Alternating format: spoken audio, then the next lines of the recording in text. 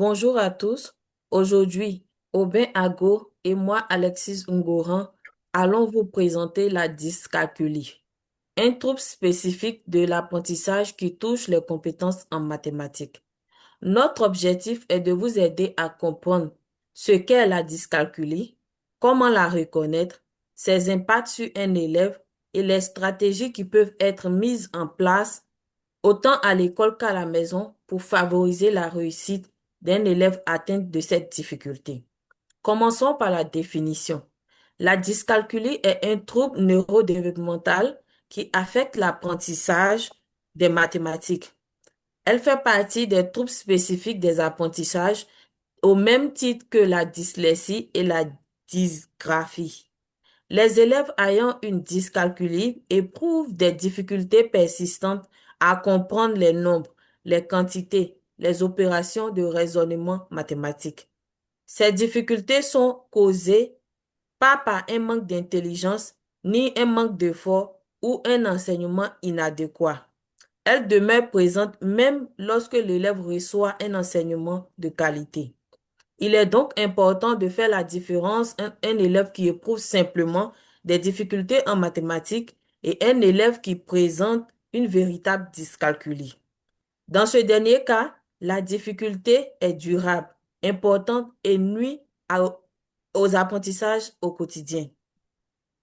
Quels sont les signes observables? Plusieurs signes peuvent être observé par l'enseignant. Par exemple, l'élève continue de compter longtemps sur ses doigts pour effectuer des simples calculs. Il peut avoir de la difficulté à reconnaître rapidement des nombres ou à comparer des quantités. Il oublie fréquemment sa table de multiplication malgré beaucoup de pratiques. Il confond les signes mathématiques tels que plus ou moins, inverse et certains chiffres. Certains élèves ont également de la difficulté à lire l'heure, à manipuler de l'argent ou à résoudre les problèmes qui demandent plusieurs étapes.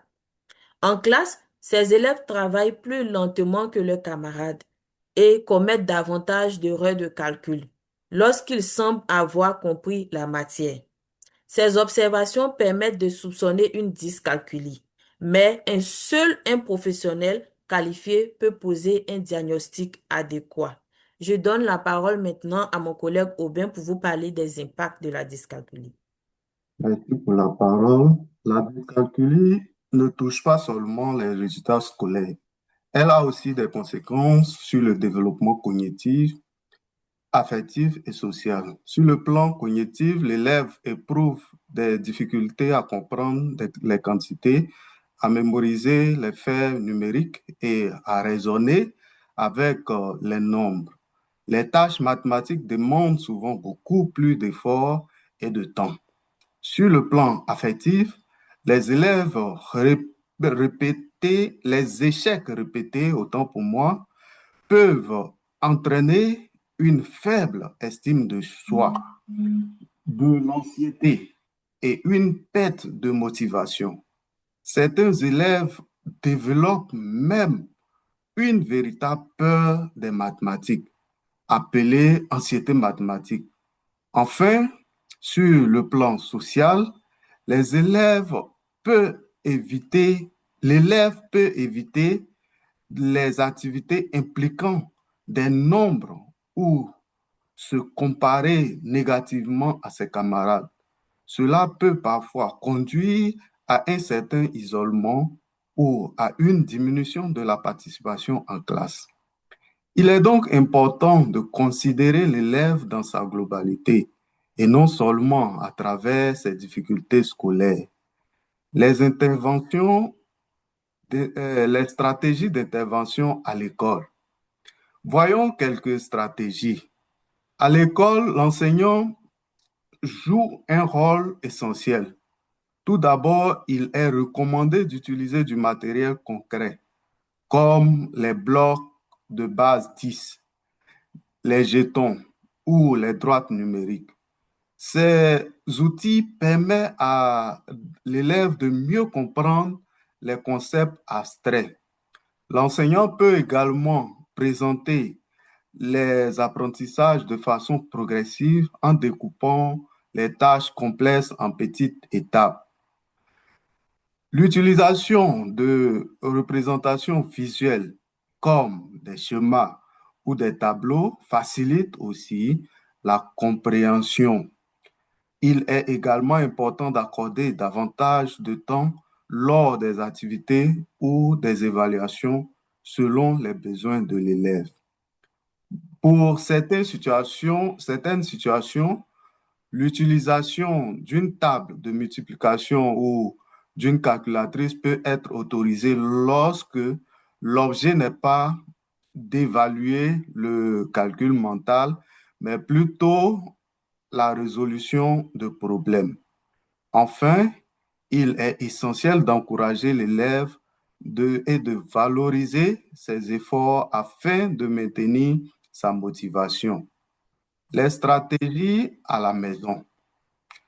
Les parents ont aussi un rôle très important. Ils peuvent intégrer les mathématiques dans les activités quotidiennes.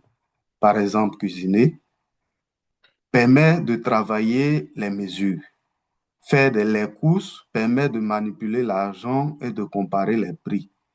Les jeux de société favorisent le calcul, le comptage et le raisonnement de façon ludique. Il est également important que les parents encouragent leurs enfants sans mettre l'accent uniquement sur les résultats.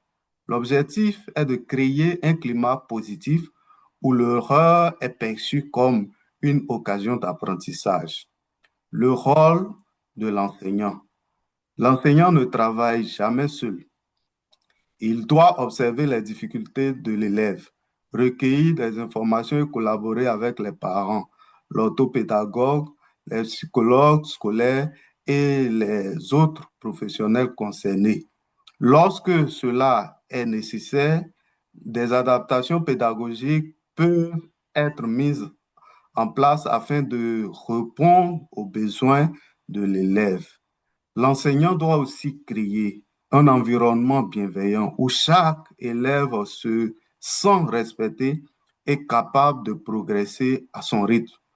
Une intervention précoce augmente les chances de réussite scolaire. Les faits intéressants. Pour terminer sur cette partie, voici quelques faits intéressants. La dyscalculie touche environ 3 à 7% des enfants d'âge scolaire.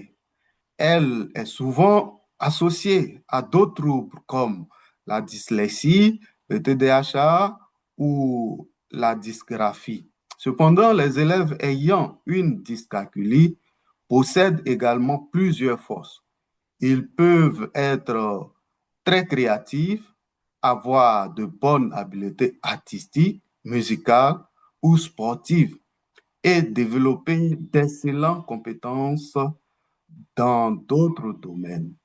Il est donc important de miser sur leurs forces afin de favoriser leur confiance et leur réussite. Nous allons faire l'étude de cas avec Alexis. Pour mieux cerner cela, prenons une étude de cas sur une élève du nom de Sarah qui a 9 ans. Elle lit très bien et participe activement en classe. Par contre, en mathématiques, elle compte toujours sur les doigts, oublie sa table de multiplication, inverse parfois les chiffres et devient très anxieuse avant les évaluations. Dans une telle situation, en tant qu'enseignant, je devrais d'abord observer ces difficultés de manière systématique. Ensuite, je pourrais utiliser un matériel concret, adapter certaines activités et communiquer avec les parents de Sarah afin de mettre en place un plan d'intervention. Si ces difficultés persistent, une référence vers les services spécialisés pourrait être envisagée pour obtenir une évaluation plus profonde. Cet exemple montre que la dyscalculie influence non seulement les apprentissages, mais aussi le bien-être émotionnel de l'élève, plus que cela entraîne chez Sarah une anxiété. Pour conclure, il faut dire que la dyscalculie est un trouble spécifique des apprentissages qui affecte le développement, la compréhension des nombres et le développement des compétences mathématiques. Elle peut avoir des répercussions importantes au plan cognitif, affectif et social. Cependant, grâce à un dépistage précoce, à des interventions adaptées et à une collaboration entre l'école et la famille, les élèves peuvent progresser et développer pleinement leur potentiel. Je terminerai avec cette idée importante qui dit que un élève ayant une dyscalculie est capable d'apprendre les mathématiques, mais il a besoin d'approches pédagogiques adaptées à sa façon d'apprendre. Merci pour votre attention. Tous ces écrits ont été basés sur la bibliographie qui vous sera présentée suite. Merci à tous et bonne suite à vous.